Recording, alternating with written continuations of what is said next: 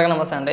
నిన్నటి నుంచి కూడా సోషల్ మీడియాలో పాస్టర్ అభినవ్ దర్శన్ ఎవరైతే ఉన్నారో అతనికి సంబంధించి వీడియోలు తెగ చక్కర్లు కొడుతూ ఉన్నాయండి. కొంతమంది రకరకాలుగా ప్రచారం చేయడం అప్పుడే స్టార్ట్ చేశారు.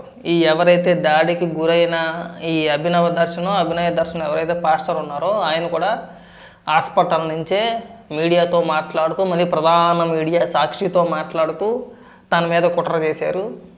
నన్ను కూడా ప్రవీణ్ పగడాల లాగా చంపేయాలని చెప్పేసి చూస్తున్నారు. గతంలో ఎలాగైతే ప్రవీణ్ పగడాల కేసులో అంటే ఈ పాస్టర్ ఎవరైతే ఉన్నారో ఈ అభినవ్ దర్శన్ ఎవరైతే ఉన్నారో అతను చెప్పే విధానం ఎలా ఉందంటే ఈ ప్రవీణ్ పగడాల కేసులో కావాలని చెప్పేసి ఈ సీసీటీవీ ఫుటేజ్ని అంట సృష్టించారంట. అంటే అతను తెలివితేటలకి అక్కడ మెచ్చుకోవాలన్నమాట. సరే ఏదో దాడి జరిగింది, నిన్నటి నుంచి వీడియోలు వైరల్ అవుతున్నాయి. సో ఆ వీడియోలు చూసినప్పుడు కూడా మాకు కొంత అనుమానం కలిగింది. సరే తొందరపడి ఎందుకు వీడియోలు చేయడం అనవసరంగా, అది జరిగిందా లేదంటే డ్రామానా ఏంటో పోలీసు విచారణలో ఖచ్చితంగా తేలుద్ది అని చెప్పేసి వెయిట్ చేసాం. అయితే ఇప్పుడు తేలిపోయిందండి. ఇదంతా కూడా ప్రీ ప్లాన్డ్ స్కెచ్ మాట. ముందుగా వాళ్ళే మనుషుల్ని మాట్లాడుకొని కొంతమందిని ఇన్స్టాగ్రామ్లో పరిచయమైన కొంతమంది వ్యక్తులతో పరిచయం అంటే మాట్లాడి మేము పలానా చోట ఉంటామో మీరు రండి మాట్లాడదాం, ఎలా దాడి చేయాలి ఏం చేయాలి అనేది మేము వివరంగా మీకు చెప్తాము, మేము ట్రైన్ చేస్తాం మిమ్మల్ని అని చెప్పారని పోలీసు విచారణలో తేలింది. ఎవరైతే దాడి చేశారో మనకి ఆ వీడియోలో స్పష్టంగా కనబడుతున్నారు చూసారా. డోర్ తీసినప్పుడు ముఖానికి ఒక టవల్ లాంటిది కట్టుకున్న వ్యక్తి, ఒక కుర్రోడు లాంటి వ్యక్తి, ఆ కుర్రోడు వీడియో ఒకటి విపరీతంగా మీడియాలో వైరల్ అవుతుంది. ఇదేదో నేను బయట నుంచో ఇంకోటి నుంచో చెప్పట్లా, ఇవాళ ప్రధాన మీడియాలో టీవీ5లో కావచ్చు, లేదంటే బిగ్ టీవీలో కావచ్చు, ఆర్టీవీలో కావచ్చు, ప్రధాన మీడియా ఛానల్స్ అన్నీ కూడా ఈ అంశానికి సంబంధించి ఏవైతే ఆడియోలు ఉన్నాయో వీడియోలు ఉన్నాయో వాటిని ప్రచారం చేస్తున్నారు. ఒకసారి వినిపిస్తామేనండి.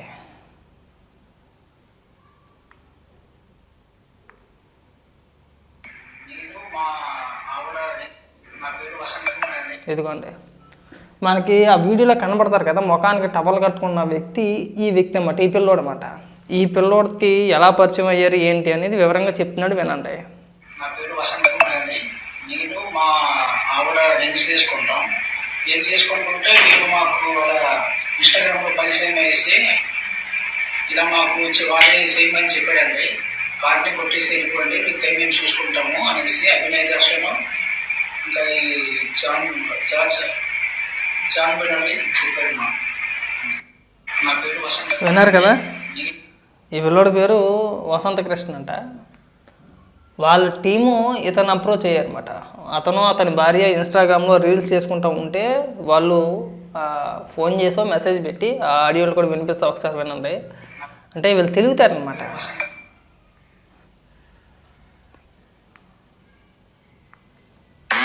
దాటిన తర్వాత ఇంకొంచెం ముందుకు వస్తే క్రేన్ తో కొండను దోయిన మట్టి కనపడుద్ది. ఆ మట్టి కాడ నుంచి ఇంకొంచెం ముందుకు వస్తే లెఫ్ట్ సైడ్ మట్టి రోడ్డు కనపడుద్ది లోపలికి. ఆ మట్టి రోడ్డు లోపలికి వెళ్ళండి. ఈ లోపల మేము వస్తాం. కారు దూరం ఆగిద్ది. తర్వాత ఇంకా నేను వచ్చి మీకు ఒక 2 నిమిషాలు ట్రైనింగ్ ఇస్తా. ఎట్ట చేయాలా ఏందని చూద్దాం. బీడి బాటిల్ ఏమైనా ఉంటే 2-3 ఎత్తుకండి, ఎందుకంటే పొడవాలి కదా. ఇక ఈ ఆడియోలో టైం కూడా రికార్డ్ అయ్యే ఉంది. నిన్న 2:28 మధ్యాహ్నం. ఇక్కడ వాళ్ళు వాయిస్ మెసేజ్ ఏదైతే పెట్టారో ఈ అభినయ దర్శన్ అనే టీము ఇప్పుడు ఎవరైతే మాట్లాడిన పిల్లోడు ఉన్నాడో ఆ పిల్లోడికి వాయిస్ మెసేజ్ పంపించారు కదా ఇన్స్టాగ్రామ్లో. ఆ టైమింగ్ మాట నేను ఎన్ని గంటలకు పెట్టారండి, 2:28 పెట్టారు మధ్యాహ్నం. వినిపిస్తానండి.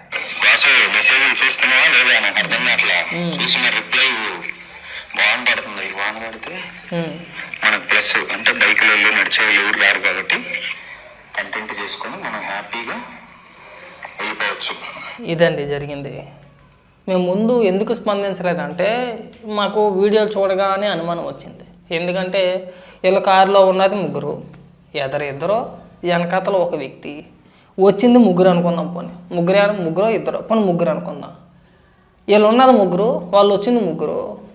సరే డిఫెండ్ చేయాలనుకుంటే 3 చేయొచ్చు, కానీ ఒక వ్యక్తి సపరేట్గా వీడియో తీస్తూ అయ్య బాబా అయ్యగారు అయ్య బాబా అయ్యగారు అయ్య బాబా అయ్యగారు అన్నప్పుడే మాకు అనుమానం వచ్చింది. ఒకవేళ నిజంగా అంత దాడి జరుగుతూ ఉంటే, ఒక వ్యక్తిని చంపేస్తూ ఉంటే, ఒక వ్యక్తి పైన దాడి చేస్తూ ఉంటే వీడు అయ్యగారు అయ్యగారు అని చెప్పేసి వీడియోలు ఎందుకు తెస్తాడండి? వెళ్ళి ఏదో చేయాలి కదా, అడ్డుకోవడమో లేదంటే ఎదురుదాడి చేయడమో లేదంటే కాపాడే ప్రయత్నం చేయడమో ఏదో ఒకటి చేయాలి. కానీ అయ్య బాబా అయ్యగారు అయ్య బాబా అయ్యగారు అయ్యగారికి ఏమైపోయిందండి, ఒరే ఎవర్రా మీరంతా అని అడుగుతారండి. కాదు అభినయ దర్శన్, నీకేమైనా సిగ్గు అనిపిస్తుందా? నీ పైన మేము నిన్నమన్నాడు దాకా ఎందుకు వీడియోలు చేయలేదంటే ఎందుకే చేయలే? నువ్వు ఒకడివి, అజయ్ కుమార్ ఒకడు ఉన్నాడు, ఆడొకడు. మీరు 2-3 రోజుల క్రిందట వీడియోలు చేసినప్పుడే మాకు డౌట్ వచ్చింది, వీళ్ళు ఏదో మళ్ళీ పక్కాగా స్కెచ్ చేస్తున్నారు, వీళ్ళు ఏదో ఒక ప్లాన్ చేస్తున్నారో, సింపతి కొట్టేసే ప్రయత్నాలు చేస్తున్నారో, అడి చేసి ఇటు చేసి మమ్మల్ని పాస్టర్ ప్రవీణ్ పగడాల అంశాన్ని మళ్ళీ తెర మీదకి తీసుకొచ్చి ఏదో జరిగిపోయిందని చెప్పే ప్రయత్నాలు చేస్తారు, ఒక సింపతి ప్లాన్ చేస్తారని చెప్పేసి మేము అప్పుడే అనుకున్నాం. ఈ డ్రామాలు ఆపేయండి. మతపరమైన అంశాల గురించి, మతపరమైన విద్వేషాలు రెచ్చగొట్టే విధంగా సామాన్య ప్రజల్ని రెచ్చగొట్టే ప్రయత్నాలు చేయమాకండి. దానివల్ల ఎలాంటి ఉపయోగం లేదు. ఇప్పుడు దొరికేసింది ఎవరో మీరే. దొరికింది ఎవరండి? పోలీసు విచారణలో ఏం తేలింది? మీ అంతటా మీరే కావాలని చెప్పేసి మనుషులు పురమాయించుకొని ప్రీ ప్లాన్డ్గా మీ పైన మీరే దాడి చేయించుకున్నారని చెప్పేసి విచారణలో తేలింది. ఆ ఆడియోలో బయటకు వచ్చినాయి, ఆ వీడియోలో బయటకు వచ్చినాయి. ఇవాళ మెయిన్ స్ట్రీమ్ మీడియాలో ఆ వీడియోలో వైరల్ అవుతున్నాయి. ఇదేదో నేను కల్పించని చెప్పట్లా. ఒకసారి మెయిన్ స్ట్రీమ్ మీడియా మొత్తం కూడా ఈ వ్యవహారం గురించి దుమ్మెత్తపోతున్నారు. మతపరమైన విద్వేషాలు ఈ విధంగా రెచ్చగొడతారా అని చెప్పేసి అని సిగ్గనిపించట్లేదా అండి కాస్త అయినా సరే? అంటే మీరు ఒక రకమైన ఇదిలో ఉండి ఏదో రకం మతపరమైన అంశాలను రెచ్చగొట్టే విధంగా చేయాలి, కులాల మధ్యన మతాల మధ్యన చిచ్చు పెట్టాలి. అదిగో పాస్టర్ ప్రవీణ్ పగడాలని చంపేశాడు. ఎవడు చంపేశాడు? ఎవడు చంపేశాడండి? ఏం ఆధారాలు ఉన్నాయని చెప్పేసి అని మాట్లాడుతున్నారు. పోలీసు విచారణలో దాదాపు 300 సీసీ కెమెరా ఫుటేజ్లు బయట పెడితే అవి అబద్ధం అంటండి, అవి క్రియేట్ చేశారంట. ఈ పోరంబోకేదోలు వచ్చి ఇక్కడ తాడు బంగరం లేకుండా ఒక ప్రెస్ మీట్ పెట్టి ఏది పడితే అది వాగితే అది నిజమంట. ఇక్కడ ఆధారాలన్నీ పక్కకి వెళ్ళిపోయినాయి అంటే ఈ బోకేదోలు వచ్చి మాట్లాడితే అది నిజమైపోయిందా? పాస్టర్ ప్రవీణ్ పగడాల గారి కుటుంబ సభ్యులు ఎవరో కూడా దాన్ని హత్య అని చెప్పేసి ఎవ్వరూ మాట్లాడట్లేదండి.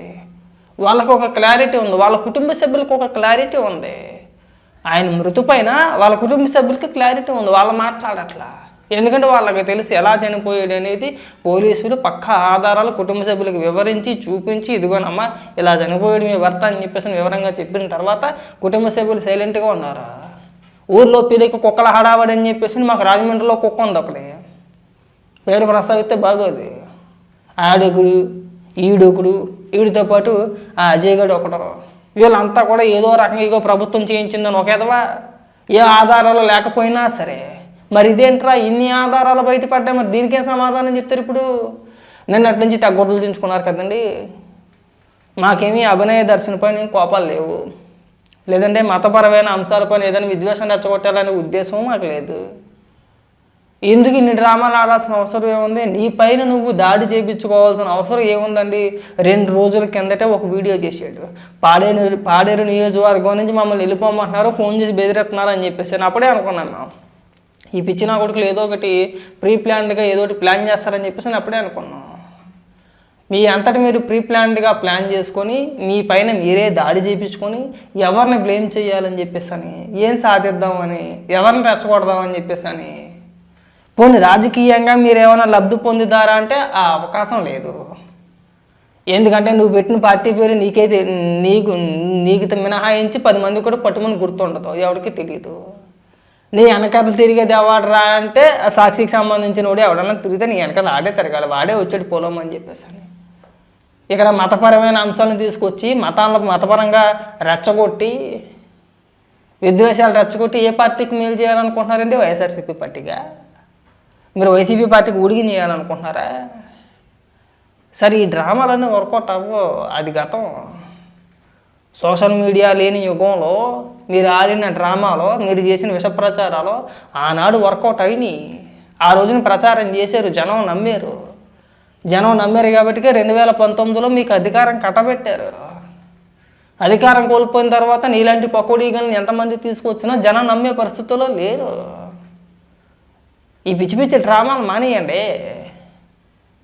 మీకేదో పెద్ద హైప్ వచ్చేద్దానో విపరీతంగా డ్రామాలు ఆడేసి ఇచ్చేసి, నేను మొదట్లో ఎందుకు చేయలేదు అంటే కారులో లేదంటే దాడి చేసినప్పుడు వీడియోలు చూసినప్పుడు కొద్ది డ్రామాగా అనిపించినా సరే, ఆ తర్వాత విజువల్ చూసిన తర్వాత గాయాలు కానీ లేదంటే ఆ రక్తం కానీ చూసినప్పుడు నాకు ఎందుకో కొద్దిగా డౌట్ కలిగిందండి. ఎందుకంటే అంతలా అనిపించరా. సరే వదిలే పనులు వదిలేసేయండి, ఏదో జరిగింది మొత్తానికి. మనం ప్రతి దాని మీద కూడా మనం స్పందించి ఇవ్వకూడదు. ఏం జరిగిందో ఏంటో మనకు పూర్తిగా తెలియదు. సరే మనకు తెలియకుండా డ్రామాలో గేమాలో అన్నా బాగోదు, పద్ధతి కాదు అని చెప్పేసినే స్పందించలా. కానీ ఇప్పుడు ఆధారాలతో సహా బయటకు వచ్చిన తర్వాత ఎవరైతే దాడి చేశారో దాడి చేసిన వ్యక్తులే వీడియో రిలీజ్ చేసి మమ్మల్ని సంప్రదించారు, వాళ్ళు చేయమంటేనే మేము చేసాము, ఇది ప్రీ ప్లాన్డ్గా చేయించుకున్న దాడి అని చెప్పేసి వాళ్ళే చెప్పిన తర్వాత స్పందించకుండా ఎలా ఉండాలండి? కడుపు అన్నం తింటున్నారా గడి తింటున్నారా? ఏం పిచ్చి జబ్బండి ఇదంతా నాకు అర్థం కావట్లేదు. ఎవరికి మేలు చేయాలనుకుంటున్నారు మీరు? ఎవరిని రెచ్చగొట్టాలనుకుంటున్నారు? ఇప్పటికే ఒక రకంగా ఈ విషయం ప్రస్తావించవచ్చో లేదో, ఒక రకంగా కులాల పరంగా కొట్టుకునే రోజులు కానించి మతపరంగా కొట్టుకునే స్థాయికి వచ్చేసాం మనం. జగన్మోహన్ రెడ్డి పుణ్యమా అంటూ దాన్ని మీరు ఇంకొక లెవెల్కి తీసుకెళ్తున్నారు. మీరు ఒక స్థాయి నుండి ఇంకొక స్థాయికి కావాలని చెప్పేసి మీరే తీసుకెళ్తున్నారు దాన్ని. ఇది మంచిది కాదు, మనకే మంచిది కాదు, మన రాష్ట్రానికి మంచిది కాదు. మతపరమైన అంశాలు ఎప్పుడైతే చెలరేగుతాయో రాష్ట్రం అల్లకల్లోలం అయిపోద్దండి. రాష్ట్రంలో ఈ మతపరమైన దాడులు కావచ్చు, విధ్వంసాలు కావచ్చు, ఆస్తి నష్టం, ప్రాణ నష్టం ఇవి ఎక్కువగా జరుగుతాయి. మనం గతంలో అనేక రాష్ట్రాల్లో మనం చూసాం, పేర్లు ప్రస్తావించను కానీ అనేక రాష్ట్రాలు ఇప్పటికీ కూడా ఈ మతపరమైన అంశాల్లో వాటిలో కలగజేసుకొని వాటి వల్ల ఈ మతపరమైన అంశాల వల్ల రాష్ట్రాలు తగలబడిపోతున్నాయండి. ఈ ఒక్క మాట చాలు కదా మీకు, తగలబడిపోతున్నాయని ఒక మాట చాలు మనకు అర్థమైపోద్ది. సో ఆ పరిస్థితి ఆంధ్రప్రదేశ్ రాష్ట్రంలో తీసుకురామక్కండి. అది ఏ మతమైనా ఏ కులమైనా ఎవరైనా సరే, ఎవరిదైనా ప్రాణమే. ఒకసారి ప్రాణం పోయిందనుకోండి ఆ కుటుంబ సభ్యులు నష్టపోతారు. మనకు ఊడేది ఏమీ లేదు. మనం పైకి ఎన్ని మాట్లాడినా మాట్లాడతాం, నష్టపోయిన కుటుంబానికి తెలుసుద్ది లోటు ఏంటి అనేది. మీరు ఈ డ్రామాలు ఆడొద్దండి. ఈ డ్రామాలు ఆడి మీరు చక్కగా వెళ్ళిపోతారు, మీ కొంపల్లోకి మీరు దూరేస్తారా? ఈ కిందన అమాయక ప్రజలు కొట్టుకు చచ్చిపోవాలి. ఇక్కడ మేము గొప్ప అంటే మేము తోపు అంటే మేము అని చెప్పేసి ఎవరు కొట్టుకు సావాలండి? కింద ఉన్న వ్యక్తులు కొట్టుకు సావాలి. మీరేం చేస్తారండి? చక్కగా చేతి కట్టులు వేసుకోనండి, చక్కగా హాస్పిటల్లోనో లేదంటే మీ ఇంట్లోనో సెక్యూరిటీ పెట్టుకొని ఎవరిని రానివ్వకుండా చక్కగా తలుపులు వేసుకొని కూర్చొని టీవీలో చూస్తూ ఉంటారు ఎవడు ఎలా చచ్చిపోతున్నాడు అని చెప్పేసి అని. అంతేనా? ఇకనైనా సరే ఇలాంటి పిచ్చ డ్రామాలు ఆడి రాష్ట్రంలో మతపరమైన అంశాలు తీసుకురావద్దని చెప్పేసి అని కోరుకుంటున్నామండి. మీరు అల్లాలో సృష్టించమాకండి. ఇక్కడ ఏది కూడా తప్పుల్ని ఒకసారి ఈ మతపరమైన అంశాలు కావచ్చు లేదంటే మతపరమైన దాడులు కావచ్చు ఏదైనా మొదలైన తర్వాత ఎవరిది తప్పు ఎవరిది ఒప్పు అని చెప్పేసి ఎవడో చెప్పలేడు. వాటిని ఎంతలో ఉంచాలో అంతవరకు ఉంచినంత వరకే మనం మాట్లాడగలుగుతాం. చేయి దాటిపోయిన తర్వాత ఒకసారి గొడవలు స్టార్ట్ అయిన తర్వాత కొట్లాటలు మొదలైన తర్వాత ఎవరిది తప్పు ఎవరిది ఒప్పు అని చెప్పేసి అని ఏమీ చెప్పలేమండి. మొదలు రెచ్చగొట్టేది మీలాంటి వ్యక్తులే. పైగా ఏదైనా జరిగిన తర్వాత మళ్ళీ ఏమీ తెలియని అమాయకుల్లాగా అదిగో మా పైన దాడి చేశారు అని అడ్డం కాదండి. ముందు ఇలాంటి డ్రామాలు ఆపేయండి. డ్రామాలు ఆపితే బాగుంటుందని చెప్పేసి అని కోరుకుంటున్నాం. ఇంతకుమించి మేము చెప్పేది ఏమీ లేదండి.